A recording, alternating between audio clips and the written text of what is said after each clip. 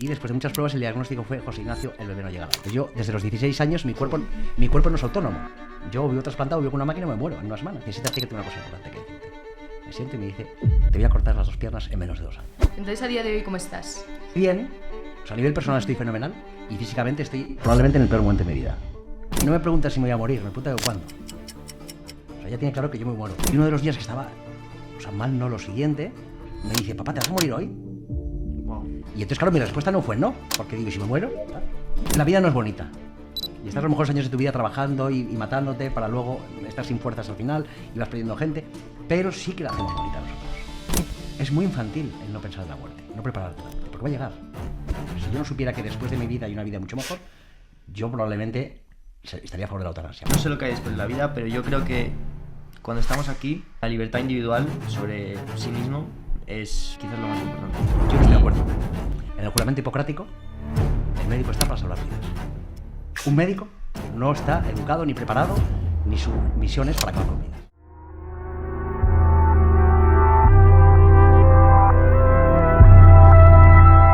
Buenos días. Hoy estamos con Pablo Delgado de la Serna, que no ha sido nuestro profesor, pero precisamente lo hemos conocido por ser un ejemplo de superación. Hemos oído hablar muchísimo de ti. Entonces, mejor cuéntanos tú quién eres.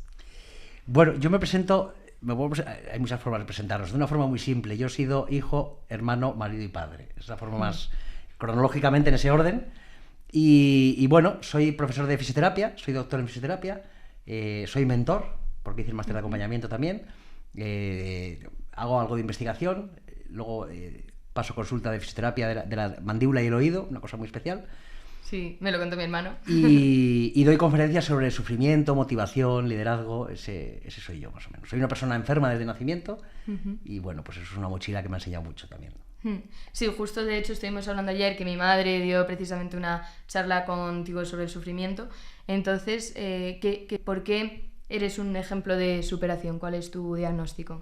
Bueno, yo no considero ejemplo de nada, pero mi diagnóstico es un diagnóstico que hoy no es problema. Entonces yo, cuando tenía 6 meses, mi padre vino de trabajar de la consulta y le dijo a mi madre: mira qué gracioso que el bebé se ha bebido un bidón de agua. Hasta los 6 meses no pueden beber agua los bebés y los siguientes 6 meses, hasta hacer el primer año, les tienes que dar tu agua porque ellos no piden, para que no se deshidrate. Entonces, que un bebé bebiera agua no le gustó. Y me llevó a su mejor amigo y compañero de carrera, pediatra, y después de muchas pruebas el diagnóstico fue: José Ignacio, el bebé no llega al año. Yo tenía un reflujo urovesical que para los médicos o gente de la sanidad que nos escuche sabrá que hoy en día no es problema. Pero en el año 77, bueno, urovesical significa que el pis va a la vejiga y vuelve por una mala colocación del ureter al riñón y lo estropea. Entonces, hoy se ve en ecografías y con unos antibióticos se cura. Y después de ir a visitar a muchos médicos, hubo uno, el doctor Josep María Gilbernet, que le dijo: José Ignacio, ya que el niño no llega al año, ¿por qué no me dejas probar y aprender? Que como principio no está mal, ¿no? Te dice eso un médico y dices: madre mía, que es mi bebé. Sí. Pero gracias a la valentía del médico y gracias a la aceptación de mi padre y a la lucha por la vida de mis padres, pues aquí estoy. Ese fue un poco así mi origen. Y entonces os decía que mi enfermedad hoy en día no tiene problemas, una toma de antibióticos, y yo llevo a cambio 37 operaciones, 3 trasplantes de riñón perdidos, más de 11 años en diálisis, una amputación. Sí, y De hecho, enseña el bastón que lo has sacado antes, está súper chulo. Es un galgo. Ahí con un galgo. Sí. Entonces, a día de hoy, ¿cómo estás? ¿De verdad o de mentira? Estoy bien, o sea, a nivel personal estoy fenomenal, una plenitud muy grande, una tranquilidad muy grande, y físicamente estoy probablemente en el peor momento de mi vida. Muchísimo dolor en la pierna que tengo, muy cansado de la diálisis, llevo 6 años, eso es un tute muy grande, y bueno, luchando siempre con alguna cosa, pero la cabeza puede sobre el cuerpo.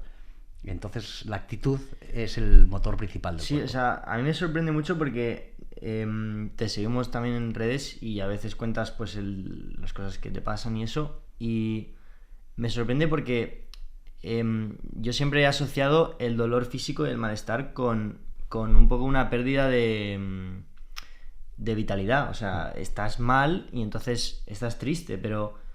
O sea, Carmen y yo hemos llegado esta mañana, sí, los dos con mala cara, cansados de haber madrugado, y tú siempre tienes bastante... Bueno, la gente lo estará viendo en cámara ahora, o sea, tienes bastante vitalidad, bastante energía. Entonces sí que me sorprende que digas lo del dolor físico, porque no... O sea, ¿cómo ¿Cómo logras separar un poco estas Sí, dos...? pues es muy sencillo. Tú sabes que mañana estarás mejor. Hoy te has levantado mal, mañana bien, o si no pasado el sábado vas a estar bien. Yo no voy a estar bien. Entonces tengo que aprender a vivir con esto, ¿no? Hay una película que a mí me encanta, que es Una mente maravillosa. Sí. Pues hay un momento que aprende a vivir con su compañero por un lado y él por otro. No queda otra. Porque si no, te vuelves loco, nunca mejor dicho, ¿no? Entonces a mí no me queda más remedio que vivir como vivo. Y yo tengo un lema últimamente, llevo 1 año y medio con este lema, yo voy cambiando de lema de mi vida, ¿no? Y ahora mi lema es, con el tiempo no recordaré el esfuerzo, recordaré el hecho. Entonces, Bueno, sí. es muy fácil aislarse. Y siendo enfermo es muy sencillo, ¿no? Y a mí es lo que me pide el cuerpo muchas veces. Cuando tengo algún plan o algo, me pide decir que no. Y además es tan entendible. O sea, yo cualquier plan que tengo, si llamo, oye, no voy a ir, que no me encuentro bien. Todo el mundo lo entiende. Pero si no, al final me aislaría, no haría nada. Bueno, es que de hecho el mensaje casi siempre cuando alguien está así un poco mal es descansa, no te preocupes, túmbate, no... Ya mejorarás, no, sí. Claro, o sea, suele ser... Todo te lleva a decir, puf, me aíslo, Claro. me quedo... O cuando estás triste en general, cuando estás un poco Sí. gris, dices, estás hasta cierto punto cómodo. Entonces me sorprende esa, Lo que pasa es que esa cuando te- capacidad de decir, salgo Cuando al te mundo aíslas, y- te recreas en la mierda, con perdón. Sí, sí, En cambio, totalmente. si sales, te evades. Yo el fin de semana pasado me fui a una javierada, que es una marcha, desde, bueno, en este caso no era desde Pamplona, pero desde un pueblo cerca de Pamplona, hasta el castillo de Javier. Sí. Con Y- los padres de... Con los padres del colegio. Mm. Entonces, hace unas semanas estamos en una fiesta de unos que habían hecho unos padres del cole, y entonces llegó uno de los padres, oye, vente con Antonio, vente conmigo, que yo te llevo, que yo tal, no sé qué. Y yo, no, Antonio, que es que no me veo capaz. Y entonces me llega mi mujer y me dice, Pablo, vas. Cuando alguien te pide así las cosas, vas y haces lo que puedas. Entonces mi mujer es la primera que me empuja muchas veces a hacer eso. Por eso hay un dicho castellano muy bueno que dice, quien acierta en el casar, en nada de acertar. Porque el que elige bien su vida sentimental tiene todos los frentes cubiertos. Te puede ir mal económicamente, pero tienes bien en casa. En cambio, si tienes todo cubierto y tienes mal la vida emocional, entonces eso también es una ayuda fundamental. Sí, de hecho hace poco vi un post que subiste a Instagram en el que un alumno o algo así te preguntó que si eras feliz y describiste un concepto de felicidad que a mí o sea, de verdad que me ha llamado muchísimo la atención y me gustaría adaptar en mi vida, porque es el de no hace falta que yo tenga todas las cosas cubiertas, o sea, a lo mejor no veo mucho a mi familia o a lo mejor no me está yendo en el mejor momento académicamente o lo que sea, pero el punto no es tener todos los objetivos, o sea, no es el fin la felicidad, sino que es el propio camino, o sea, es independiente de las circunstancias que yo esté teniendo, y me encantó. Y incluso ser feliz no significa ser feliz siempre, Mm. que hay un error que cometemos, ¿no? Entonces, esto es muy sencillo. Aristóteles decía que la felicidad es la búsqueda de la virtud. Y vosotros sabéis más de filosofía que yo, que es la verdad, la belleza y la bondad de las cosas. Si es búsqueda, no puede ser un fin, es un camino. Es una actitud, ¿no? Es una actitud. En sí. cambio, hoy Sí. nos han hecho una trampa, un trilero ha venido y nos ha cambiado felicidad por placer. Entonces parece que hoy la felicidad es tener un puesto, comprarme un Porsche, ganar dinero. Y eso despierta la dopamina, que crea adicción. Es muy satisfactorio en el momento, pero crea adicción, es como las drogas. La droga en el momento es maravillosa, pero con el tiempo no. En Sí. cambio, la felicidad despierta la serotonina, que es satisfacción. Y de hecho, una vida no perfecta, mi vida no es perfecta, pero con una cierta estabilidad y unas ciertas cosas, se puede ser muy feliz. Y yo insisto, estoy en el peor momento físico de mi vida, pero estoy en el momento más feliz a años luz del resto.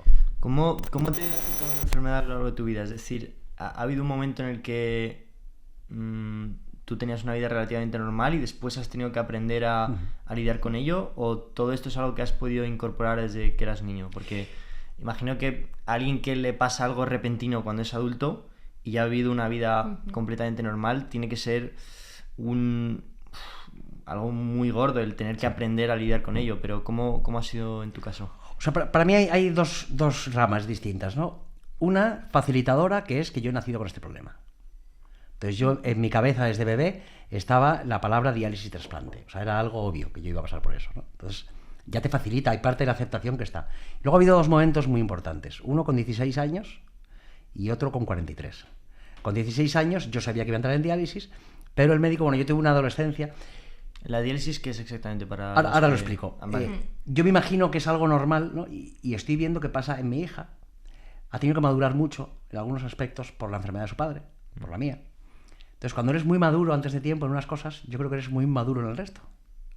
Entonces yo tuve una adolescencia que yo creo que me debió durar más o menos desde los 14 a los 35 o 38 años, algo así, ¿no? Y entonces el médico me cogió con 16 años y me dijo, Pablo, vas a entrar en diálisis. Si no vienes a diálisis, una semana te mueres. Entonces yo, desde los 16 años, mi cuerpo no es autónomo. Yo vivo trasplantado, vivo con una máquina y me muero en una semana. Entonces, con 16 años no estás preparado para hacerte preguntas trascendentales sobre la vida y la muerte. Y eso que nosotros en segundo de BUP, lo que es cuarto de la ESO, estudiamos filosofía. Pero ahora no en tercero, en lo que es primer bachillerato. Sí.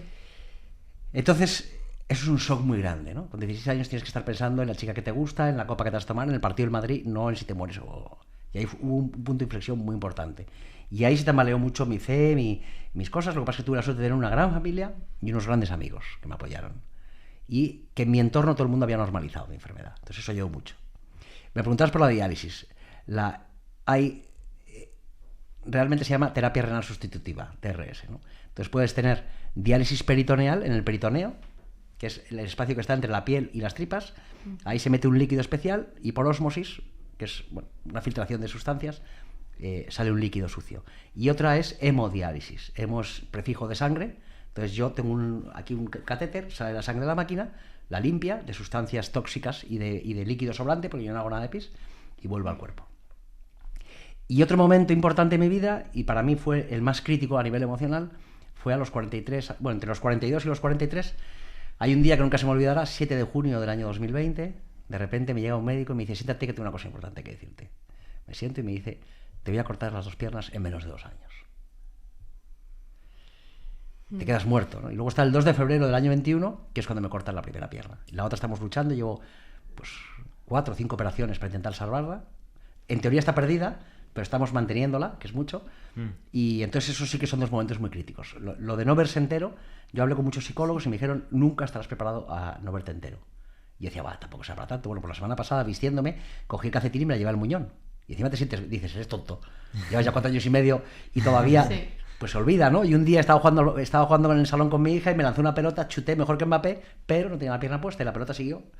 Y entonces te quedas como diciendo, macho.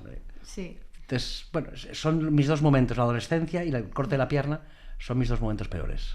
Sí, además la primera puntuación nos contaste ayer que ya tenías una hija. Sí. Que... Tenía 2 años y 1 mes. Sí, y que ya ella misma, ya emocionalmente, lo supo normalizar casi de forma espontánea. Sí. Los niños son infinitamente más inteligentes que nosotros. Y los niños hasta los 6, 7 años más o menos no tienen pensamiento complejo. O sea, si un niño se encuentra mal, no juega, pero no piensa, qué horror, me estoy perdiendo el juego. ¿Seré capaz de jugar mañana? Que es lo que pensaría un adulto. No, él no puede jugar, se va a la cama o se queda en el sofá, no tiene ese pensamiento complejo. Entonces yo llego a casa de la amputación, 2 años y 1 mes, que la capacidad de expresión oral y la capacidad de pensamiento es justita.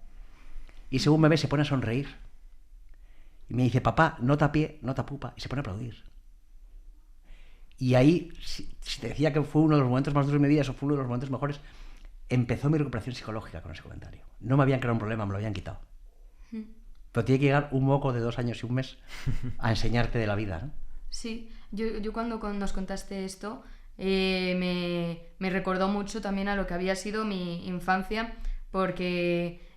bueno, precisamente mi madre dio una charla contigo sobre el sufrimiento y a mí desde pequeña, como mis padres son muy cristianos, entonces siempre me han hablado de la muerte como una cosa que hay que, bueno, ni siquiera afrontar, no sé ni siquiera cuál es la palabra para utilizar, pero hay que tenerla presente. ¿No? Incorporar sí, no montar, claro, no pensar en me voy a morir como si fuera algo terrible, de hecho que vas a ir a un lugar mejor. Entonces a mí ya desde pequeña se me murieron mis bisabuelos y entonces yo ya tenía que ir adaptando que están en un lugar mejor. Y entonces luego mi madre tuvo el primer aborto, creo que natural, cuando yo estaba en cuarto de primaria, y entonces eso ya fue un poco shock, pero fueron en los 4 primeros meses.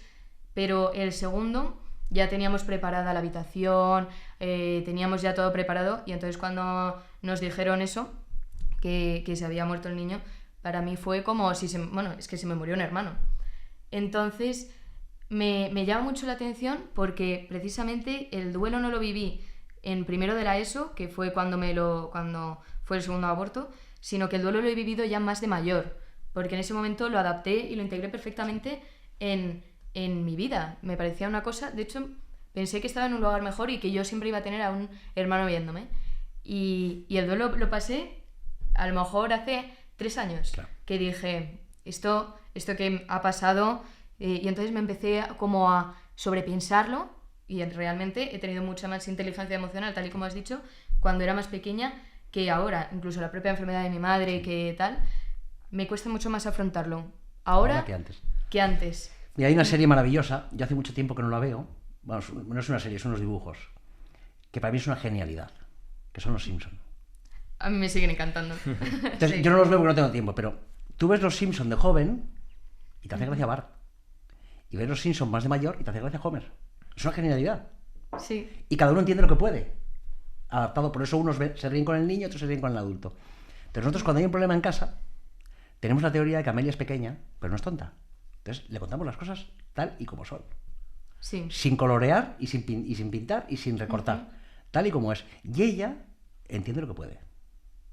Y sin sufrimiento. La semana antes de amputar, le dice mi madre a mi hija, ¿qué tal, papá? Y dice, papá, le van a cortar la pierna. Y mi madre, ¿pero qué le has dicho? Y digo, que me van a cortar la pierna, mamá. ¿Qué hago? No se lo digo y de repente me ve sin pierna. Es mucho más trauma, ¿no? Sí, sí. Entonces, bueno, los niños son muy inteligentes emocionalmente. A mí la capacidad de integrar en general que tienen los hijos, los niños, Sí. me parece increíble en general de que para nosotros a veces es un drama, todos los problemas nos pesan, nos lo metemos en la mochila y los niños evidentemente también sufren y también tienen su proceso, pero son capaces de integrarlo con mucha más normalidad, incluso el propio concepto de la Naturalizan. muerte. Sí. Sí, es que no proyectas tanto en el futuro. Voy a sufrir por esto, voy a... Es como mucho más espontáneo. Eso es lo que hay. Más está. inteligente. Sí, incluso la propia religión a mí me parecía mucho más fácil de integrar y de entender cuando era niña que ahora. Ahora intento racionalizar todo de esto no me cuadra, esto tampoco, pero de pequeña era... Es lo que hay. Sí, entonces... de hecho, justo sobre la muerte, es un tema que tenemos porque, aquí una contradicción. ¿Cómo afecta la enfermedad a tu esperanza de vida? Porque Muchísimo. O sea, yo estoy por encima de la esperanza media de vida de un enfermo renal. ¿Cuál es la esperanza media? Me pareció leer hace poco que eran unos 40, 45 años, tengo 48. Entonces, yo soy un hombre de mucha fe y le pido a Dios que me dé, 99 años solo, para poder disfrutar de mi hija y con salud, para poder... Bueno, vamos a ver, es que la muerte es un proceso natural y es lo único que tenemos en común todos los seres humanos. Según nacemos, lo único que tenemos en común es que nos vamos a morir. Y hablabas tú antes, y lo hablamos ayer, el problema es que no nos forman. Yo tengo 48 años y sigo formándome. Estoy haciendo otro máster. Pero nadie me ha enseñado ni a amar ni a morir. Y es las únicas 2 certezas que voy a tener. Entonces, naturalizar la muerte, no digo trivializar la muerte, naturalizar la muerte como un proceso natural es lo lógico. Entonces yo por la mañana me levanto, me ducho, desayuno, hago lo que tenga, mis necesidades que tenga que hacer, porque eso es una cosa biológica, luego hago mi trabajo, me canso y me duermo. Bueno, pues en esos procesos un día llegará la muerte. Y afrontar la muerte como un proceso natural, seguro y que está ahí, a mí por lo menos me da mucha libertad para vivir. Y el trabajarlo con mi mujer, incluso con mi hija, nos ha dado mucha libertad a los 3. Entonces, yo ahora vivo, yo desde siempre, yo todavía he tenido claras 2 cosas, que quería ser padre y que quería ser sanitario. Pero desde muy pequeño, siempre he querido ser padre. Entonces, para mí ser padre es lo más. Entonces, yo estoy todo el tiempo que puedo con mi hija, porque ha sido mi gran vocación y luego porque quiero tener muy lleno el tesoro de recuerdos para el día que falte. De hecho, nos contaste ayer una cosa, lo del libro. Si lo puedes contar, porque no Sí, tengo escrito un libro que, si Dios quiere, saldrá el año que viene a la venta, que es ayudas reales, como la que he contado el día de la amputación, que ella me ha hecho en sus primeros 6 años de vida. Y entonces es un librito muy pequeño, pero es un regalo para que ella entenderá probablemente cuando yo no esté aquí. Porque ella tiene ahora 6 años, pues con 8 dirá, ¡qué ilusión! Mi padre me ha hecho un cuento, un libro. Sí. Pero cuando de verdad lo entenderá, es cuando sea más mayor. Y entonces, bueno, un poco para que pueda saber lo que su padre agradeció y lo que su padre luchó, pues también lo cuento un poco en el libro, ¿no? Por estar más tiempo con ella y con Sara, ¿no? Con mi mujer. Me parece precioso porque a veces cuando crecemos pensamos a veces en todas las cosas que no has disfrutado o que con tu padre o con algún familiar o amigo que ha fallecido, en todas las cosas que no has disfrutado, en todas las veces que le has hablado mal o le has hecho la vida imposible. Y se nos olvidan a veces las cosas buenas que le has hecho. A mí me pasó un poco con mi bisabuelo, que tuve como una mini discusión y la tengo aquí y he pasado muchísimo tiempo con él. Entonces a mí me parece un regalo además súper bueno para poder también normalizarlo y cuando ya sea más mayor y que sea el momento realmente más difícil. Bueno, ella lo tiene asumido, ¿eh? Ella cuando a veces me pregunta, o sea, no me pregunta si me voy a morir, me pregunta de cuándo. O sea, ella tiene claro que yo me muero. Entonces, a mí no me gusta mentir, y menos a una niña, porque una vez estaba ingresado el año pasado, un día que estaba malísimo, estuve 70 días en reposo absoluto, y 3 meses ingresado con 4 cirugías y tal. Y uno de los días que estaba, o sea, mal no lo siguiente, me dice, papá, ¿te vas a morir hoy? Wow. Y entonces, claro, mi respuesta no fue no, porque digo, ¿y si me muero? Que me muero mintiendo. Entonces le dije, pues no lo sé. Mi mujer me decía, pero me miraba como diciendo, ¿qué haces? Y yo, ¿qué le voy a decir? Que sí, que no me voy a morir, imagínate que me muero en 1 hora. Entonces le tengo que decir la verdad, no lo sé si me voy a morir. ¿Y qué Confío en dijo? que no. Nada, me abrazó y ya está. Es que es lo que hablamos antes, que son mucho más inteligentes. Sí.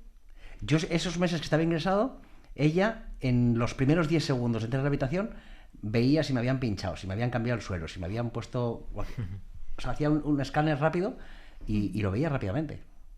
También es mujer, que son mucho más detallistas que nosotros. Yo ahora sé que mi mujer ha ido a la peluquería porque me lo dice Amelia. Me dice, papá, recuerda que mamá ha ido a la peluquería. Entonces ya le digo, ay, Sara, qué guapa estás. Pero yo soy un poco despistado y ha habido veces que incluso diciéndomelo ya por la mañana, estás arriba de la peluquería, cuando llegaba no me he dado cuenta. Sí. Entonces, bueno. A mí todavía me sigue pasando que mi padre me sigue preguntando por qué regalarle a mi madre. Bueno, yo todavía es pequeña para hacerlo, pero me quedan 2 días para empezar a hacerlo. Sí, a mí eso me hace muchísima gracia porque él pasa muchísimo más tiempo con ella. Los regalos se nos hacen bola.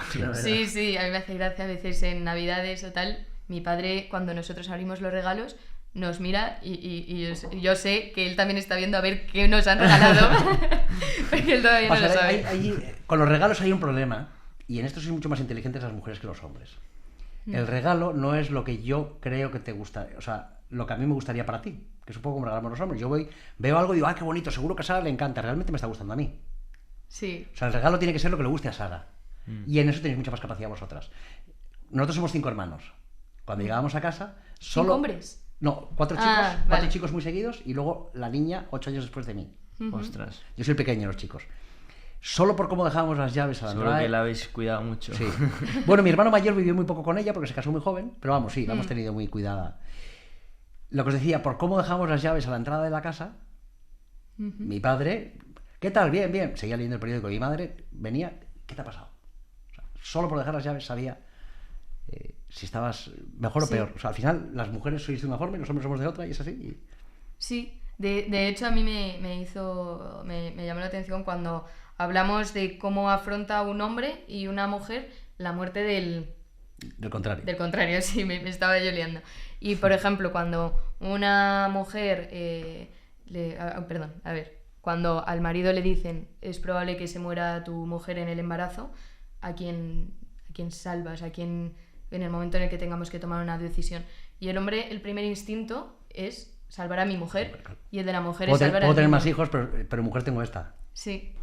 Y yo todavía, no sé si a ti te ha salido, pero a mí por redes sociales me sale muchísimo el tema de hombres publicando contenido de si yo en algún momento estoy en esta situación, es que ni me voy a plantear no salvar a mi mujer. Claro. Hay un refrán muy bueno, y me encantan los refranes, que dice que no hay vida mala. No hay vida mala. Entonces, normalmente las viudas o han tenido un amor tan maravilloso o han tenido un amor tan malo que están mejor como están. O sea, no voy a igualar a mi marido, o para tener lo que he tenido me quedo como estoy.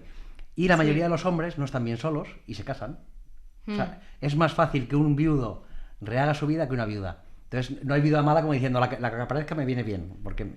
Sí, totalmente. Yo alguna amiga que tengo, pero tengo amigas que se le ha muerto el padre o la madre. Y es totalmente distinta la relación que tienen las que tienen solo un padre, que tienen una relación incluso mucho más distanciada que cuando vivía la madre, y con la madre es que se han unido y son un equipo y se llevan muchísimo más y entonces es como muy curioso también la forma en la que son amores a veces distintos. Sí, bueno, cada uno aceptamos las cosas como podemos. Sí. Sobre la muerte que tenemos como distintas experiencias bastante muy distintas, entonces también hemos hablado un poco como de la sociedad que tenemos, que se disocia un poco esta idea de la muerte y vivimos como si no nos fuéramos a morir, de hecho. Entonces, y justo tú lo has dicho, que no nos forman en la muerte. Sí. Incluso los propios padres a veces rehúsan de comentarlo. Mira, yo cuando doy charlas a jóvenes siempre digo que no hay nada más infantil que pensar una vida bonita y fácil. O sea, la vida ni es bonita ni es fácil. Hoy estaríamos mucho mejor los tres habiéndonos levantado a las 9 y habiendo desayunado tranquilamente, pero no, nos tocaba venir. Y bueno, la vida vas teniendo unas obligaciones, vas teniendo una serie de cosas. A las 9 para mí es madrugar también. Bueno, pero yo duermo muy poco. Yo en condiciones normales estoy a las 7:30 despierto. Pero no es lo mismo levantarte y ponerte en marcha que levantarte e ir con calma. Sí, totalmente. Entonces, la vida no es bonita. Y estás los mejores años de tu vida trabajando y matándote para luego estar sin fuerzas al final y vas perdiendo gente. Pero sí que la hacemos bonita nosotros. Entonces, es muy distinto, ¿no? Entonces, es muy infantil el no pensar en la muerte, no prepararte en la muerte, porque va a llegar. Lo normal es que llegue lejos y ojalá que llegue cuanto más tarde mejor. Pero yo, por ejemplo, se murió un compañero de carrera en primero. Además, un chaval con una cabeza espectacular. Yo hice primero medicina en la Autónoma, que es muy difícil, y el chaval sacó todo 10. No sobresaliente, no 9 y pico, no, 10. O sea, que además destacaba. Era una eminencia y además, bueno, pues con 18 años había leído todos los libros de la literatura rusa, de la literatura no sé qué. Bueno, se fue a esquiar y se dio un camión por delante en la carretera. Se acabó. Otro a los 43. Hace 2 meses se murió otro amigo con 53. Bueno, pues la muerte es ahí, ¿no? El cementerio para mí antes era un sitio muy bonito, lo hablábamos ayer, me llamaba mucho la atención, siempre me ha llamado mucho la atención la construcción necrológica, pero antes me hacía gracia porque no había nadie, ahora cada vez hay más. Entonces, bueno, o sea, yo no tengo problemas de ir al cementerio a visitar a mis muertos, pero al final entras y cada vez es un sitio más melancólico. Porque antes era simplemente ver las esculturas, qué bonitas son, y ahora es veo las esculturas, pero me acuerdo de una ristra de gente cada vez más grande. Sí, yo es que tengo justo la percepción contraria. A mí de pequeña me daba un poco más así como de cosa, me daba como mucho respeto, y a medida que se me han ido como hay muriendo, conocidos ya vas a gusto. Sí, vas y dices, bueno, es que les voy a ver, o sea, no tengo otro sitio donde les puedo ver, entonces vas y estás un rato con ellos y yo lo tengo como... incluso a veces me hace ilusión. Estoy esperando a ver cuando mi abuela me ofrece irnos a Zamora o lo que sea para ir a ver a mis bisabuelos.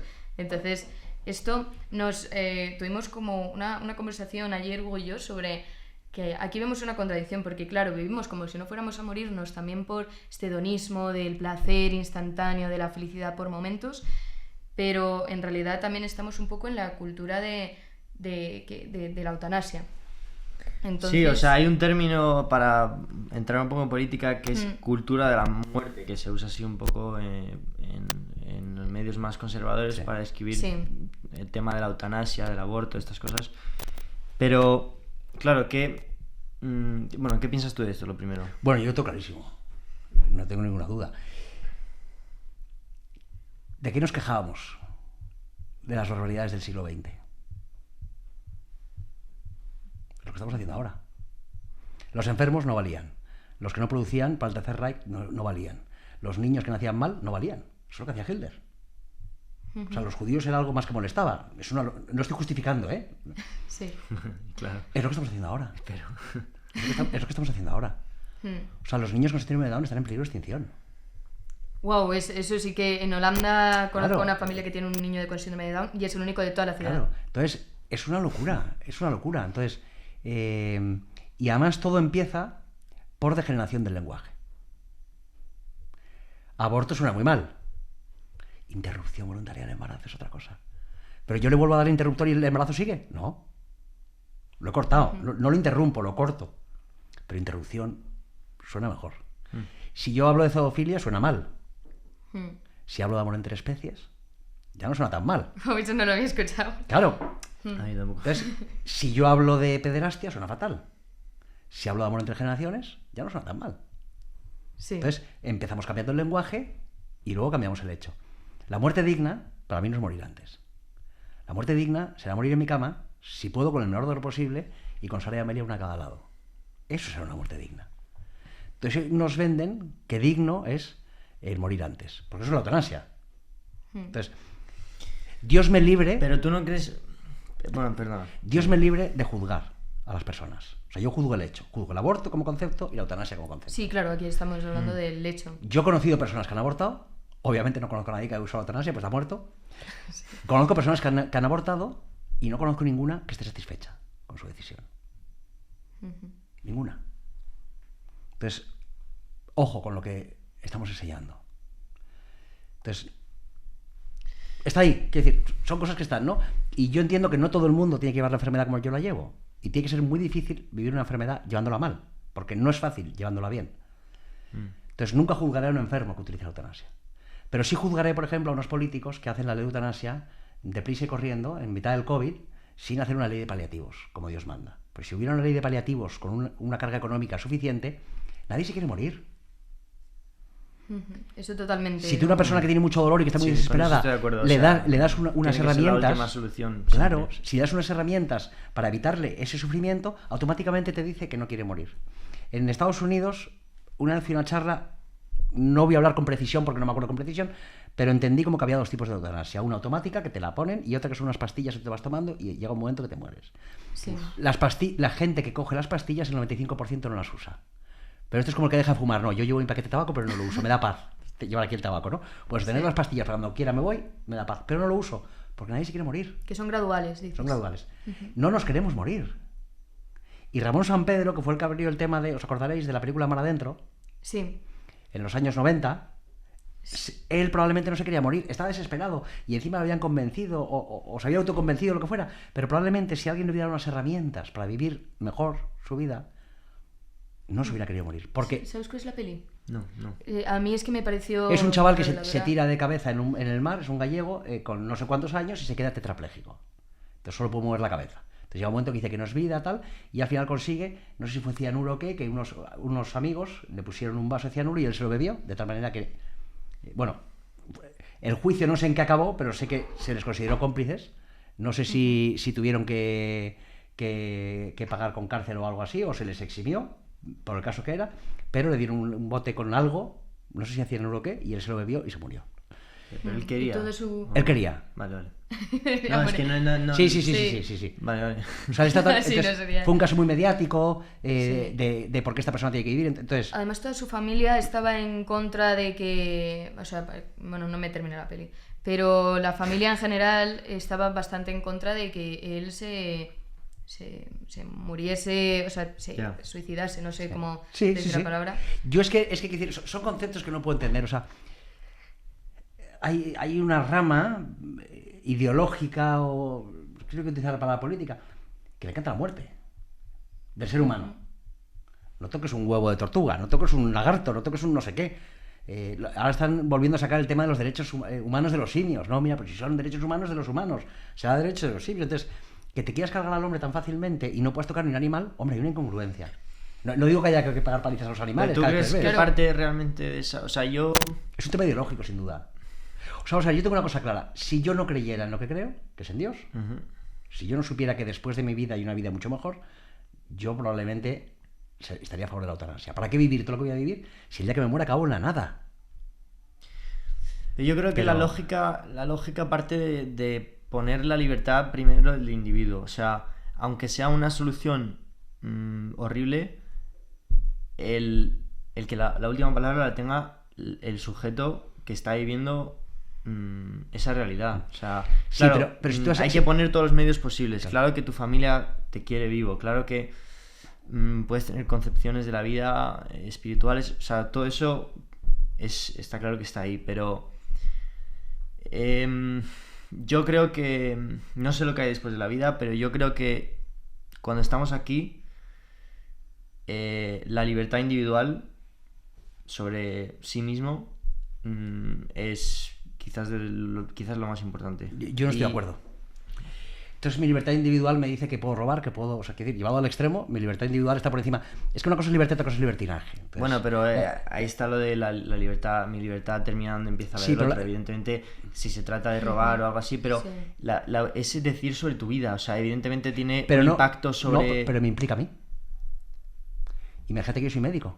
Tú pides la eutanasia y tengo que aplicarla yo. ¿Por qué? El otro día salió... Bueno, claro, eso es otro tema, claro. El otro día, lo de los objetores de el otro día salió el conciencia. tema de los Eso- objetores de conciencia, que van a hacer una lista de objetores de conciencia. No, eso me viene parece usted. fatal, Claro, pero, es pero- que el problema es que el aborto y la eutanasia la tiene que aplicar un médico. Claro, hombre, ahí no Claro, creo pero, que haya que... pero entonces ya no es tu libertad.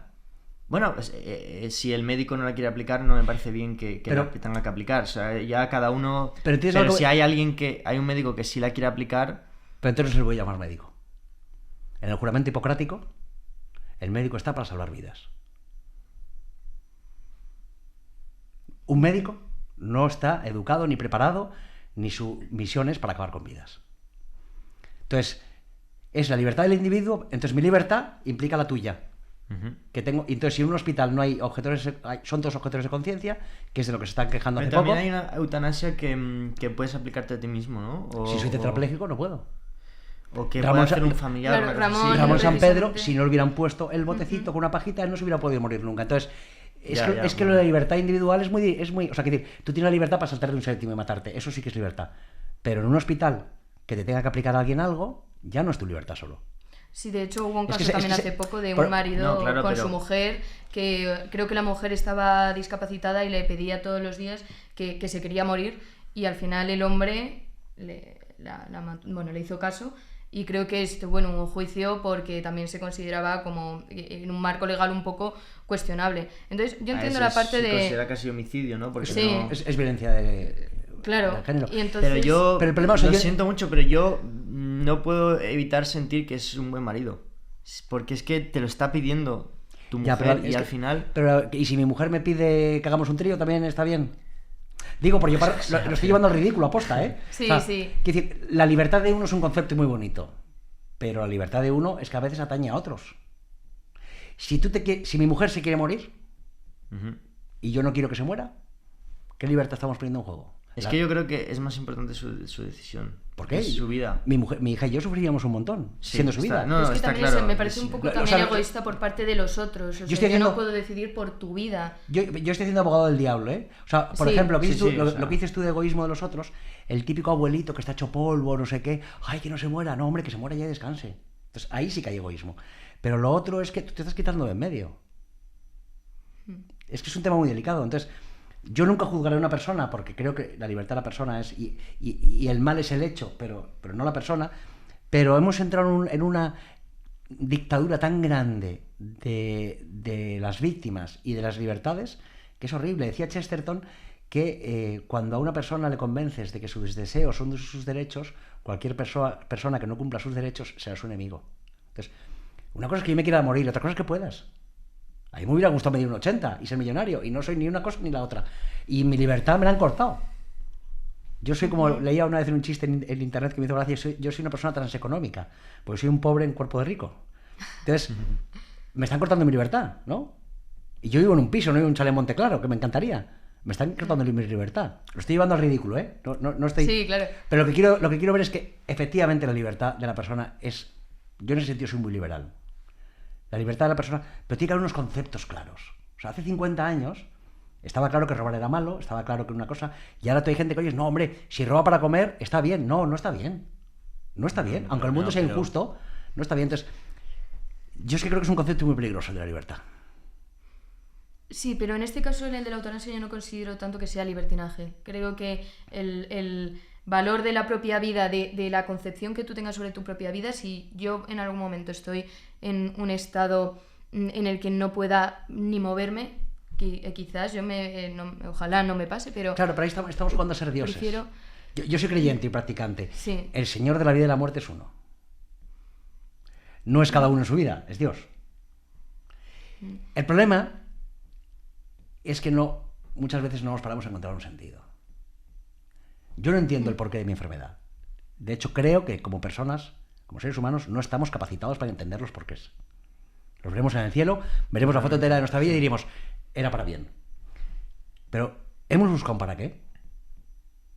Yo alucino con los mensajes que recibo cada día por Instagram, por contar mis problemas. Y yo no soy yo no tengo una cuenta en la que enseñe mis cuadraditos de la tripa, mi vida en un jet, no, yo... ¿Por qué dices? ¿Qué te dicen? De gente, pues eso, pues, oye, gracias por ayudar a morir a mi padre con tu libro, gracias porque tengo un problema y me he dado cuenta de que la vida es maravillosa, gracias... Un montón de cosas. Entonces, es que es tan importante cada vida y podemos hacer tanto bien desde la debilidad. Es tan importante la vulnerabilidad en un mundo en el que todo tiene que ser perfecto, todos queremos ser altos, ricos, guapos, cachas, con pelo, que de repente te llegue alguien y te diga, pues mira, yo, sin pelo, mido 1,65 por el lado izquierdo, 1,35 por el derecho, tengo más cicatrices que un torero malo, tengo tripa, tengo un 81% de minusvalía, un grado 2 de dependencia y valgo un huevo. Pero también porque Rompes todos tienes los fe. esquemas. También es porque tienes fe. La fe yo también creo que es una gracia. Entonces, yo sí... bueno, en el hipotético caso de que yo no tuviera fe y no pensase en el cielo, quizás la vida se me haría mucho más pesada y no tendría esto que estabas comentando de ser dioses de nuestra propia vida y de nosotros mismos. Pero si yo no tengo fe en que haya un Dios... ¿Cuántos minutos pasas al día en silencio? La mayoría. La mayoría. ¿En silencio dices no hablando? No, no, con en música silencio. o con ruido. Ah, pues la minoría, supongo, ¿no? ¿10, 15 minutos al día? Bueno, un poco más, pero sí. ¿Una hora? Sí, poco, 1 hora 24. poco, sí. Antiguamente, el señor que se iba a acabar al campo estaba en silencio todo el día, con sus cosas, con sus pensamientos. El problema es que vivimos de cara afuera, con muchos estímulos externos, pero construimos poco por dentro. Yo, para irme 5 días de vacaciones, me tengo que llevar 50 kilos de máquina, más 150 kilos, 30 por día, de líquido de diálisis. Entonces yo no me pude de vacaciones. Me voy todos los años unos días porque nos echamos la manta a la cabeza y nos vamos unos días. A mí la vida me obliga a estar en silencio muchas horas. O me ha obligado. Yo ahora cuando me ingreso, tengo Netflix, WhatsApp. Cuando yo me ingresaban de niño, los hermanos no podían entrar en el hospital, con lo cual no me visitaban, los padres 1 hora al día. A mí me encanta leer, leía unas 5 o 6 horas al día, me quedaban 17 horas, restando la de mis padres, de estar solo. Eso te ayuda a conocerte. Y una vez que te conoces, independientemente de que seas de izquierdas, derechas, católico, no católico, alto, bajo, tienes un mundo interior importante, que es lo que nos trabaja hoy. Es lo que hablábamos antes de felicidad y placer. Si yo tengo un camino de crecimiento personal, de enriquecimiento, al final voy a aprender a vivir conmigo mismo. El problema es que vivimos en un mundo tan perfecto, tan maravilloso. Es lo que decía yo antes de los mundos de Yuppie, del mundo sin problemas, que cuando nos viene un problema nos queremos morir. Nunca mejor dicho, con el tema que estamos hablando. Sí. Entonces, O sea, ojalá todo el mundo tuviese esta virtud de haber desarrollado un mundo interior, unas convicciones fuertes, pero, o sea, evidentemente yo estoy de acuerdo en que eso es lo mejor y ojalá que todo el mundo pueda hacerlo, pero la eutanasia debería ser ni siquiera pero la claro, última. es que por opciones. desgracia no todo el mundo pues ha vamos a tenido dejar eso. pues y- en lugar de aceptar el bien menor, vamos a buscar el bien mayor. Claro, Vamos a buscar claro, cambiar el mundo. pero, O o sea, este podcast, por ejemplo. buscarlo es una cosa, pero yo, o sea, por un lado se debería incentivar eso, está claro, pero pasar por la ilegalización de la eutanasia, Claro, es que hay un problema. Es que la eutanasia ahora habría que legalizarla. Pero es que antes no era legal. claro, bueno, Entonces, pero claro, el no haberla, o sea, pasar por no legal, por volver a como era antes, no sé si es la solución porque no estás solucionando el problema de raíz. Estás obligando vamos a a una ver. persona que no ha podido desarrollar ese mundo interior y que ahora está sufriendo y no tiene una razón para no quiere quedarse, le estás obligando a... te pongo un ejemplo. O sea, ojalá solucionar el problema al principio de la vida, ojalá solucionarlo de raíz, ojalá todo el mundo que le pase algo, una tragedia o que se ponga enfermo, tenga la fuerza de decir, soy feliz y aquí me quedo. Pero Pero mira, te voy a poner un ejemplo. la tragedia es que no es el caso de todo el mundo. La biología, o sea, el cuerpo humano es impresionante. Y cada cosa pasa en un momento porque tiene que pasar, ¿no? Sí. Si la mujer es fértil a los 13, 14 años, ¿por qué existe la pederastia? Antes de esa edad. Si la mujer es fértil de los 13, más o menos, a los 35, 40, Lo ideal es que sea mujer, que sea madre a los 14, ¿no? Es cuando va a ser el cuerpo más preparado. Culturalmente, en nuestra cultura, eso ha cambiado. Antiguamente la gente era rey con 15 y era padre con 13. Entonces, ¿qué pasa? Que hasta hace 50 años eran todos unos animales y unos pederastas, ya nosotros somos los únicos inteligentes del mundo. Y antiguamente el abuelo era el centro de la familia, y cuando una persona estaba enferma era el centro de la familia y todo el mundo le cuidaba y no había tanta distracción social y estábamos más pendientes de la familia y nadie necesitaba morirse antes. Entonces, el problema es que hemos hecho una vida absolutamente de locos. El otro día salió una noticia en Valencia, que yo les pongo ejemplos de estos todos los años a mis alumnos, de un señor que llevaba años muerto en su casa. Años. Increíble. Sí. No estamos hablando de días, años. En un pueblo de Castilla, aunque te caiga fatal el vecino, si en 2 días no sale vas a verle. Sí. Entonces, el problema no es vamos a buscar una solución para esta persona que está desesperada, sino ¿por qué hemos llegado aquí? ¿Cómo hemos llegado a que la eutanasia sea válida? Claro, estoy de acuerdo y evidentemente... Entonces, hemos pero buscado la un mal eutanasia, menor. no creo que la eutanasia sea un vamos a matar a los abueletes. O sea, yo creo que es más una cuestión de el que esté sufriendo mucho y quiera acudir a ella por lo que sea. En Holanda, en el año 23, un 0,6% de las eutanasias no fueron solicitadas por los pacientes. Bueno, eso es una burrada, claro. Bueno, pero quiero decir... Sí, pero... Si abres la puerta, empieza a haber problemas. Ya, pero a lo mejor, no lo sé, pero estarían en estado vegetativo, a lo mejor no tendrían la capacidad... La eutanasia es por solicitud propia. No, eso es horrible, eso no... En cuanto eso es de horrible. hecho, creo que sale en la propia ley... Si no es un homicidio. Claro, creo que sale en la propia ley que si estás en estado vegetativo y tú no puedes expresar cuál es tu voluntad, creo que tienes que poner a alguien en tu en alguna sí, suele cosa... elegir tu pero mujer. si no lo has Sí. puesto, Sí. pero ya veréis... Si no lo has puesto... Esto va a quedar como prueba. Ya veréis, estamos en el año 2025. En el 30 como tarde se va a empezar a valorar que los hijos puedan decidir por el padre.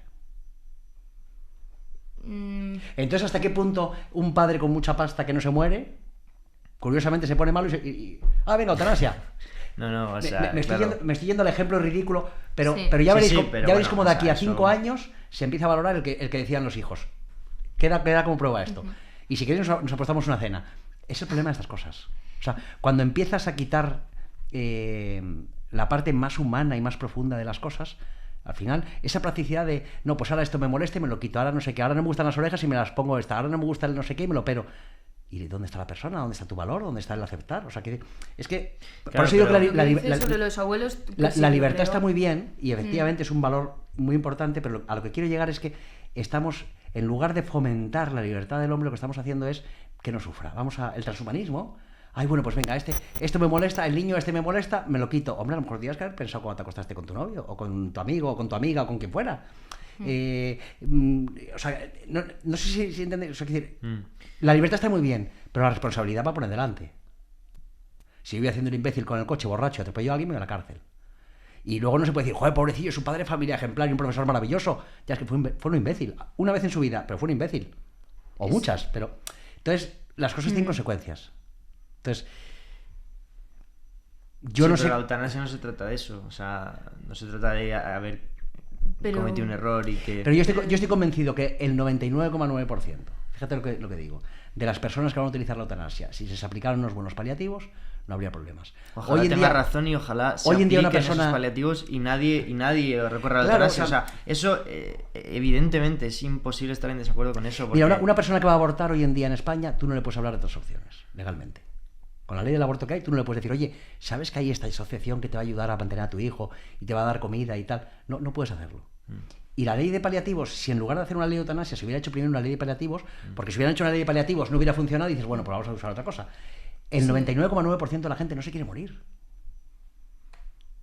Entonces, estoy de acuerdo con tu argumento inicial de que la libertad es lo más importante del hombre, porque es verdad, pero creo que falta una profundidad muy grande para aceptar este tema. Además, ahora creo que la concepción que se tiene del ser humano es totalmente utilitaria. Lo que has dicho de los abuelos, en el momento en el que dejen de dar algo a la sociedad, se les considera incluso que hay que apartarles. O para que esté así, que se muere y me quedo yo la herencia, que ya me toca, que ya es... Yo hace poquísimo me enteré que lo del aborto, tú puedes abortar. Mira, con esta cifra que tenemos aquí de... Espera, puedes abortar hasta X semanas, pero si descubres por una operación que no me acuerdo cómo se llamaba, que tiene síndrome de Down o algún tipo de problema, puedes abortar más tarde. Que es una burrada. Eso a mí me parece, independientemente de mi posición sobre el aborto... En el año 24, saco un momentito el móvil con vuestro permiso. Sí, No, sí, claro. Sin problema.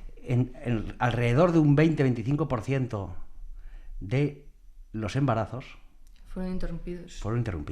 Un 24,8%. Sí, lo vi. 106.000 De hecho... 106.000 niños. Entonces, voy a ser demagogo.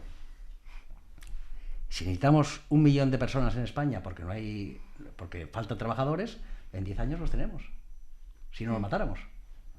Sí, pero es curioso porque justo estábamos mirando las ayudas públicas que se estaban dando en España y también cómo se distribuían los presupuestos del Estado. Y lo que más nos ha llamado la atención es ir más allá de cualquier ideología y del estado de bienestar y lo sostenible que vaya a ser en el futuro, el 27,5% del PIB de los presupuestos se destinan a las pensiones, a los abuelos. Entonces, claro, a mí me choca porque yo tengo la premisa de que la concepción de los abuelos y de las personas en general es totalmente utilitaria, y en el momento en el que dejen de servir a la sociedad ya no sirven casi ni como personas y son algo que nos cuesta dinero. 27,5 pensiones y 1,9 personas con discapacidad. Fijaos qué diferencia, ¿eh? Yo llevo 25 años cotizados. Si yo pido la incapacidad porque me cuesta trabajar, me dan 900 euros al mes. Entonces, ¿cuánta gente está viviendo en su casa del cuento por una paguita? Entonces, hay pagas que son... Yo es que, quitaría el 90% de las pagas. Es decir, hay pagas que son necesarias y hay gente que las necesita. Y hay pagas que son innecesarias. Yo, si lo hubiera pedido, a mí me hubieran dado en torno a 1.000 euros desde los 18 años y nunca hubiera trabajado. Soy mucho más caro. O sea, hay un término, yo os digo a mis alumnos. Hay un lo que contaste de tu amigo también, que una era cocinero, hernia de disco y en vez de trabajar de otra cosa o hace cosas en negro de vez en cuando y tal. Bueno, yo hay un concepto que les digo a mis alumnos que no podemos quitar. No es bonito, pero no podemos quitar. Es el coste socioeconómico de la enfermedad. ¿Por qué nos dicen que hay que llevar casco a la moto? No porque quieren que estemos bien, porque no quieren que nos quedemos imbéciles. Porque es muy caro. Entonces, si te caes y te matas, estás muerto. Pero si te caes y te quedas tonto, es carísimo. ¿Por qué nos ponen el que llevemos el cinturón de seguridad? No por nuestra seguridad, es obvio. Es porque no nos quedemos mal.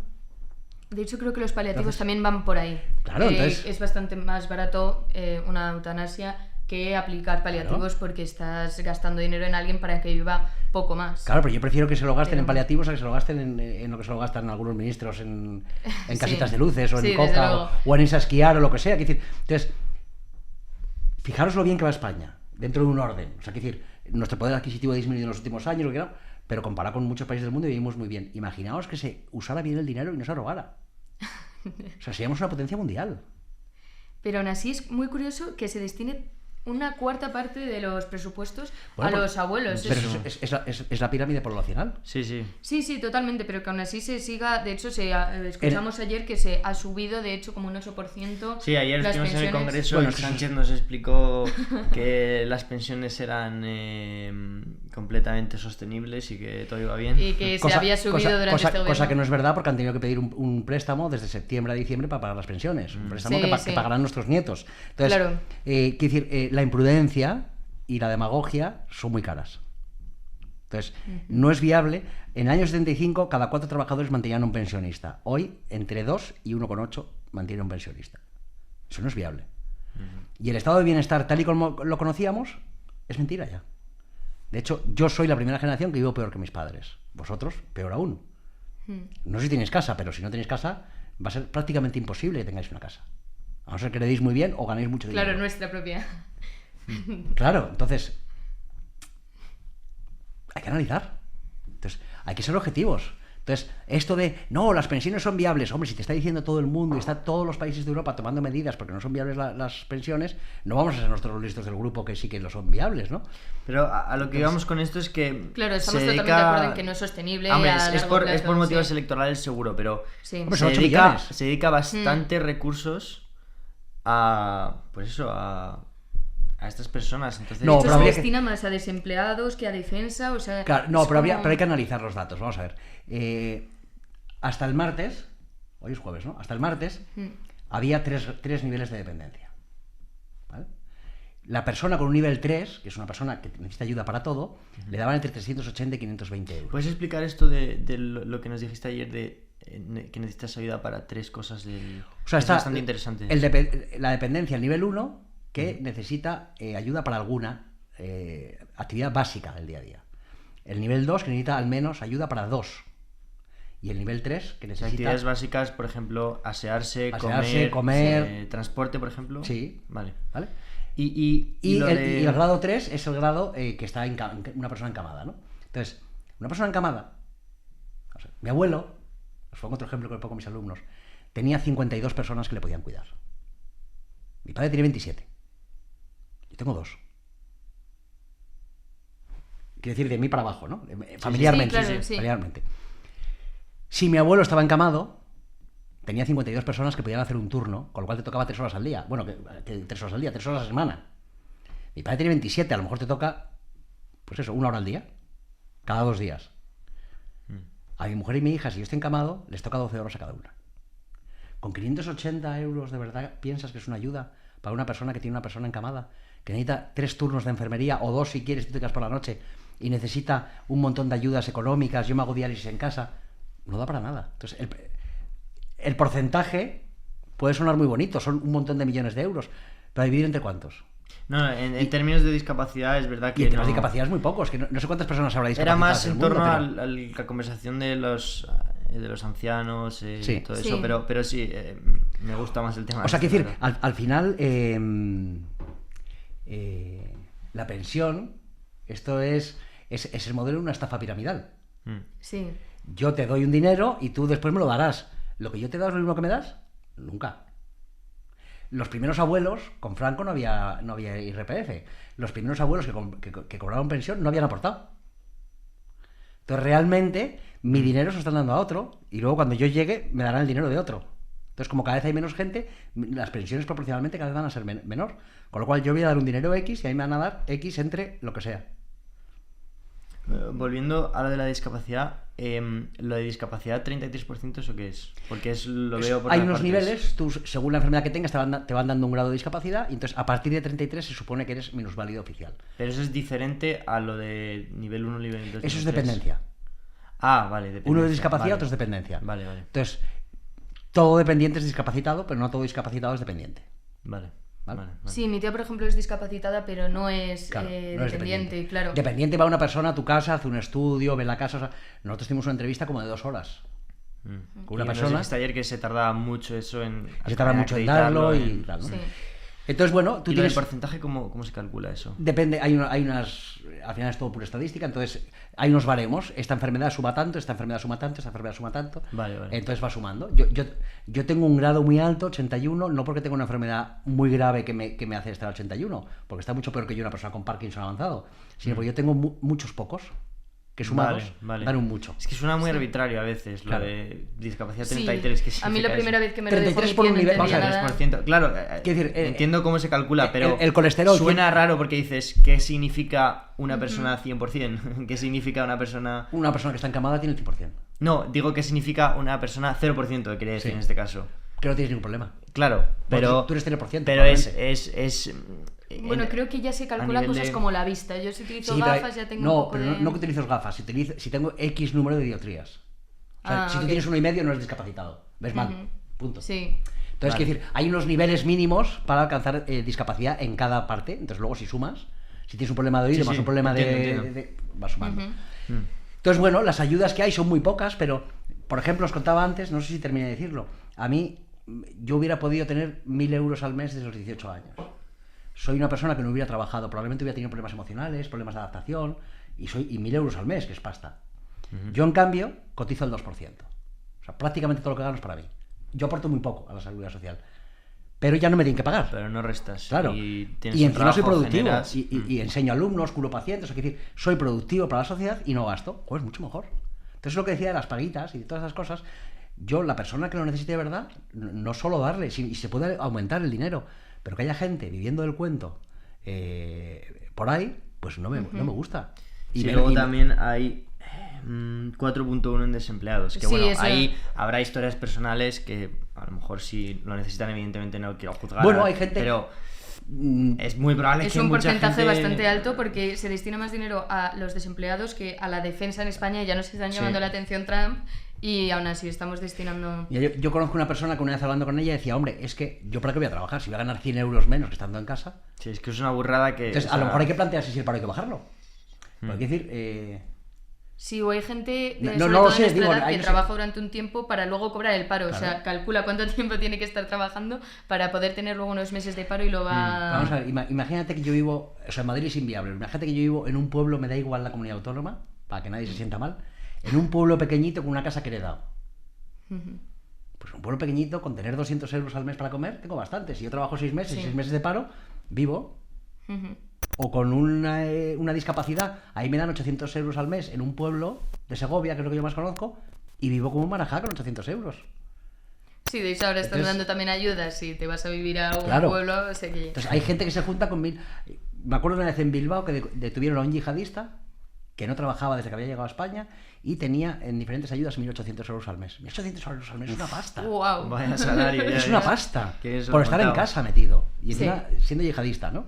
Entonces, es lo que hay que analizar. Entonces, a lo mejor, si dejamos de tirar dinero en determinadas tonterías, o gente que a lo mejor no lo necesita, que decir, ¿de verdad de los 4 millones de parados ninguno encuentra trabajo? Porque a mí se me ocurren un montón de trabajos que hacer. A lo mejor es demagógico, ¿no? Pero llegan las elecciones. ¿De verdad me haces a mí estar un domingo ahí metido y darme 60 euros? Ah, ya. Coja los parados. Oye, mira qué suerte tienes, vas a trabajar y vas a ganar 60 euros un domingo. Ah, ¿te pagan por eso? No sabía. Sí, Sí, aunque es obligatorio ir. Es obligatorio ir. Ya, ya, ya. entonces dices, ¿de verdad? Yo que estoy trabajando 5 días a la semana, un montón de horas, ¿me haces ir un domingo? Bueno, yo estoy exento por ser minusválido. Pero quiero decir, entonces, que hay que hacer, yo qué sé, es que hay 1000 cosas que se me ocurren. Y luego yo haría, ¿tú estás cobrando un paro? Pues tienes obligación de trabajar. Entonces, si te ofrecen un trabajo, lo coges. Y si no, pides el paro. No pasa nada, es una elección. ¿No te gusta ese trabajo? Pues no pasa nada, pero como no quieres trabajar, pues te quito el paro. Verás tú cómo de repente bajaba 1 millón. O bajaba medio millón. Sí, sí. total. Hace muchos años, Esperanza Aguirre puso en la Comunidad de Madrid que en lugar de dar el 100% por la baja laboral, no sé si fue Esperanza Aguirre o fue a nivel nacional, ahora me he liado, pero bueno, yo me acuerdo de los números de Madrid. El 1 de enero entraba en vigor que te quitaban un 25% de tu salario por estar de baja. Joder, de repente 3.000 o 4.000 personas o no sé cuántas mil personas en Madrid se pusieron buenas el 31 de diciembre. Entonces, Sí. es que a lo mejor hay que analizar los números y ver cuánto dinero se está tirando por ahí. Fundaciones de políticos. De repente te das cuenta que el político no sé qué deja de ser ministro y se va a la fundación de no sé qué, 100.000 euros. Ah, ya. La asociación de no sé qué, 100.000 euros. No sé qué. ¿De verdad? ¿De verdad? Donde yo tenía la consulta antes vivía Melisel Batet, presidenta del Congreso. Entonces, yo entiendo que tengo una seguridad. Y salía con su comitiva y volvía con su comitiva. Se echó un novio, que es Campo, que fue ministro de Justicia, que ahora está en el Tribunal Constitucional. Yo entiendo que por la mañana salía cada uno con su comitiva porque van cada uno a sus actos. Había días que por la tarde llegaban a la vez y se juntaban ahí 6 coches oficiales con 15 policías. ¿No podíais tardar 15 minutos, ibas a buscar uno a otro y evitabas mover 3 coches? Sí, Entonces, sí, vamos ahí. y digo eso porque son y a cosas saber, visibles, pero- a saber lo que no sabemos. claro, lo que no sabemos. Sí. Entonces, Porque esas son Lo casi las que cosas más te evidentes. conté, bueno, no lo quiero contar por si acaso, porque no sé si la persona que me lo ha contado me autoriza a contarlo, pero una movida de estas que acabas de contar, de las élites haciendo sus cosas y entonces, vamos, tú imagínate ridículo, si ridículo. se usara bien el dinero, lo que se podría mejorar para lo que de verdad necesitamos. Por cierto, voy a cambiar de tema, pero Sí. para ti, pero es que me ha llamado la atención una cosa que has dicho de que tú rechazaste las ayudas y estás trabajando. ¿Para ti el trabajo ha supuesto un motivo más por el que levantarte, por el que ser feliz? O sea, Sin duda alguna. Mira, todo está escrito en la Biblia. Entonces, había uno que decía, el trabajo significa, además tiene un nombre muy bonito, se llama Pablo, San Pablo. sí. Y también hay un versículo, que no me acuerdo del número, que decía, el que no quiera trabajar, que no coma. Bueno, no sé cuál es, pero sí. Que es relativo a lo que estamos hablando. Que tú no quieres trabajar, no pasa nada, fenomenal, pues búscate tus espigas de trigo, lo que sea. Pero entonces, por supuesto que el trabajo es una maravilla. Es un aliciente. Y encima yo tengo la gran suerte de trabajar en 3 cosas que me apasionan. O sea, ¿Tú investigas también? O menos, profesor. porque el mundo de la investigación está de aquella manera. Entonces ahora la investigación cuenta al peso, o sea, al número y no al peso. O sea, no la calidad de lo que Sino la publiques, cantidad. sino... ¿Cuántas qué publicaciones ridículo. tienes este año? Tantas. y lo ideal sería, hombre, cuantas más y mejores, mejor. Pero, Sí, porque además se puede calcular muy fácil con el Q1, Q2, claro, Q3. Sí. pero si yo saco un Q1 y un profesor saca 4 Q3, es mejor investigador que yo. Pues qué ridículo. Bueno, verdad, pero es el sistema. Entonces, Sí. yo tengo muy claros cuáles son mis principios y no los altero. Entonces, yo no entro en un mundo, en ese mercadeo de la investigación. Entonces, yo investigo y hago proyectos muy interesantes. Yo tengo 3 Q1. Súper novedosos. ¿Puedes explicar lo del...? Q1 son cuartiles. Bueno, lo cuartil. explicamos con María Inés. Entonces Eso, precisamente. O sea, realmente es quarter 1, quarter 2, quarter 3, Pues lo quarter siento, 4. María Inés, pero no Entonces, lo escuché, creo. Tú divides el 100% en 4. Entonces el Q1 es el 25% más importante. Entonces es el vale. impacto de las revistas de investigación. Vale. Entonces si una revista tiene 1 millón de visitantes y otra tiene 100.000, por muy bueno que sea tu artículo, está mejor en la que tiene... Claro, también si te citan, eso significa Claro. que lo que estás Luego las poniendo es citas, verdad. Sí. Sí. Vale. Entonces, pero las citas va aparte. Las citas, Sí. no me acuerdo ahora cómo se llama, te da otro número. Pero el cuartil va por el impacto de la revista. Entonces, por ejemplo, es prácticamente imposible publicar en Nature o Lancet. Entonces, una persona que investiga ahí ya tienes una calidad de investigación brutal, ¿no? ¿Y qué es lo que te gusta de tu trabajo? ¿Qué es lo que disfrutas para que también complemente para que seas feliz? Pues mira, yo siempre digo que a mí me gustaría, que no me recordaran como profesor mis alumnos, sino como maestro. Vosotros os aprendéis la anatomía y el año que viene en septiembre podéis dar mis clases. Eso lo puede hacer cualquiera. Pero el impacto que produce un profesor en un alumno solo puede hacer cada profesor. Entonces yo tengo la suerte, y aquí digo que el marketing me lo pone muy fácil, que como van a operar casi todos los músculos, pues cada vez que hablo de un músculo y les veo que están cansados, les cuento, pues aquí me operaron de no sé qué tal, y les hablo de lo feliz que soy y de lo dura que es mi vida, pero cómo la dureza me ayuda. O sea, ellos se machacan en el gimnasio para estar fuertes y guapos. A mí me machaca la enfermedad para ser más fuerte. No por fuera, por dentro, ¿no? Entonces, yo intento ser maestro. Luego tengo la suerte de que hago una cosa súper novedosa de fisioterapia, que es fisioterapia del oído. Y entonces pacientes absolutamente desesperados yo les mejoro un poco la vida. Y luego gente normal y corriente que yo les intento transmitir en las conferencias mi pasión por la vida. Entonces, bueno, pues es muy bonito, son trabajos muy bonitos, ¿no? Hace muchos años, no sé si fue en el 12 o por ahí, salió que las 3 profesiones que más felicidad producían a la gente en España y por orden era sacerdote, bombero y fisioterapeuta.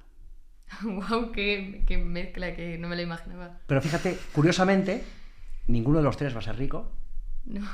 pero los 3 se dan. Entonces, al final lo que te hace feliz es darte, no ganar mucha pasta. De hecho, solo es una curiosidad, pero veterinario es la profesión que más depresión da y todo esto, porque es como que tú le dices a los dueños de la mascota, a mí me pareció curiosísimo. Tú le dices a los dueños de la mascota, tenéis que hacer esto, no lo hacen, y entonces tienen que ver muchísimas muertes de animales que podrían haber evitado. Entonces, nada, me hacía gracia porque son profesiones que en mi vida se me habría ocurrido que son que afectan tanto emocionalmente. No se me había ocurrido. Al final es importante seguir la vocación de cada uno. Y vocación tiene un origen maravilloso, que es vocare, que es llamada. Entonces, ¿a qué estás llamado a ser? Aquí parece que hablas, bueno, a lo mejor yo por el entorno que me he movido, vocación parece que es vocación a ser cura o no cura. No, pero Ya, para mí también me suena así, pero vocación es una llamada. ¿Cuál es tu llamada? Aquí se habla mucho en las mentorías de primero del don. ¿Qué es tu don? Sí. El don, hay un padre que se llama, el padre González, que no me acuerdo cómo se llama de nombre, bueno. No sé. El don es cuerpo, alma y mente. Entonces, cuando entran en confluencia de forma tan grande, o sea, los 3 de forma impresionante, se expande tanto, que son los santos. Entonces, es el don llevado al extremo, ¿no? Entonces, cuando tú haces caso a tu don, a tu llamada, eres muy feliz. Yo nunca seré rico. Si yo fuera abogado, consultor o socio de un despacho de abogados, estaría ganando $500.000 euros, a lo mejor, o 200.000 euros. Soy fisioterapeuta. Entonces, vivo bien, pero tengo la mejor almohada del mundo, que es una buena conciencia. Y eso no está pagado. Es que justo te quería preguntar, porque justo tenemos una sección en la que hablamos como de consejos a jóvenes. Me encanta lo que has dicho de maestro, porque con muchos de nuestros profesores nos dicen exactamente lo mismo, que al final lo que dicen en las clases es información sobre X cosas. Bueno, en filosofía y tal no es tan concreto como en fisioterapia, pero siempre nos dicen, hay un profesor que nos dice que prefiere o que le odiemos o le amemos, pero que no nos cause indiferencia. Entonces, ¿qué dos consejos podrías dar a una persona de 20 años, o incluso que te hubiera gustado a ti que te hubieran dicho con 20 años, con la experiencia que tienes? Pues le diría que estuviera un rato al día con todo apagado. De estímulos, quiero decir. Y silencio absoluto para escucharse. Y luego, una vez que se ha escuchado, porque ¿cómo voy a saber cuál es mi llamada si no me escucho? Si estoy todo el día escuchando algo externo, sería imposible. Y una vez que sepas tu llamada, a por ella. Álvaro Dors tiene un libro que habla de esto, Sí. de la biografía del silencio. Sí, es brutal. Y a mí me encantó el libro que dice que hay que estar en silencio, e incluso decía meditar, aunque él Sí. es católico. Y justo he leído hace poco un artículo de un filósofo español que dice que ahora mismo se está poniendo muy de moda la meditación y no estaba de moda en la época de nuestros abuelos porque lo que Porque la gente oraba. precisamente... La gente estaba en silencio en el campo y estaban orando, o si no iban a la iglesia a Y orar. ahora somos incapaces de estar sin los cascos, que estamos totalmente aislados, estamos o con los cascos o con la música, pero siempre necesitamos tener algo y si no nos aburrimos. Mira, ahí me sentimos- encantan las exposiciones del Santísimo. Me parece una cosa maravillosa. Cuando yo era adolescente, era en silencio absoluto y en oscuridad. Ahora ponen musiquitas. Ahora es con mucha música y si no hay alguien hablando, con una música. Sí. Entonces, quiero decir, ni con Dios, ni rezando en un momento de tanta intimidad, hay silencio. Entonces yo le diría, aprende a escucharte, viaja hacia ti mismo. Y una vez que sabes cuál es tu llamada, por ella. Y a lo mejor tu llamada es ser profesor de instituto porque has estudiado filosofía. Que hay gente que dice, joder, para ser profesor, ya, pero es que es lo que yo quiero ser. Es que quiero ser profesor. Eso es una vocación maravillosa. Yo cuando veo a las profesoras de mi hija, digo, qué maravilla que tengas estas profesoras. Entonces, los esclavos del siglo XXI no llevan cadenas y recogen algodón. Llevan corbata y son consultores o están en un fondo de inversión y ganan una pasta tremenda, pero luego no se la pueden gastar. Entonces hay gente con casoplones espectaculares, con servicio, con no sé qué. Eso sí, los hijos viven como reyes. Pero él trabaja 15 y 16 horas, 6 o 7 días a la semana. Y no está con sus hijos. ¿De verdad eso es vida? Entonces yo le diría que busque el crear su vida. Los hijos, por ejemplo. Yo estoy todo lo que puedo con mi hija. Los hijos son tuyos 10, 12 años. Más bien 12. Luego, como es normal y como es sano, se van a ir con sus amigos. Y luego formará su familia. Y luego formarán su familia. Entonces, hace poco leí en Instagram que con 6 años, que es lo que tiene mi hija, yo ya he pasado el 50% del tiempo que voy a pasar con mi hija. En mi vida. Entonces, si yo estoy trabajando 15 y 16 horas, ese 50% no lo vivo.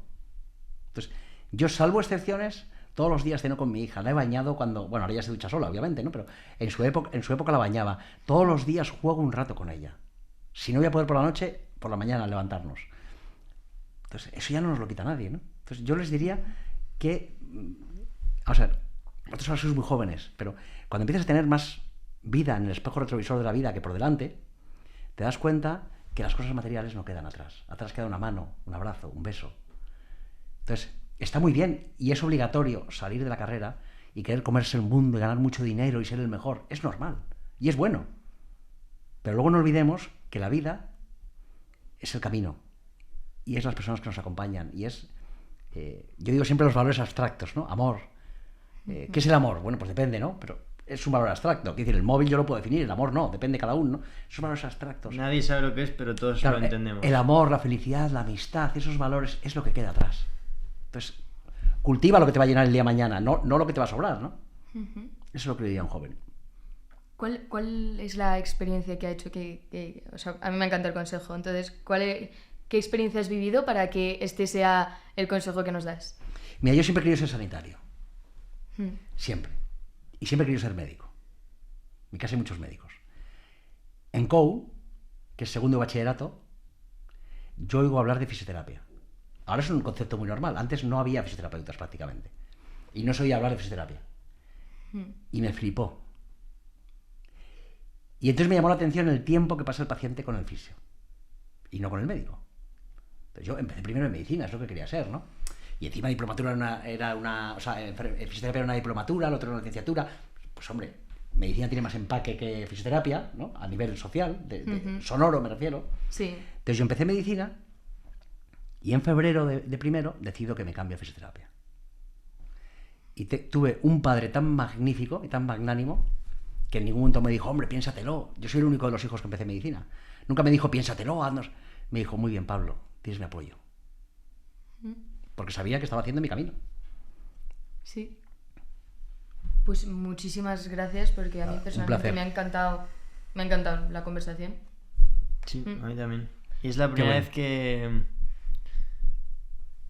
o sea, no he pensado nada en el guión, la verdad. No he pensado... Hemos hablado con mucha naturalidad. Así Mejor, que... así es mejor siempre. Sí. Así que muchísimas gracias. Nada, sí. un placer. Muchísimas Placer a gracias. vosotros.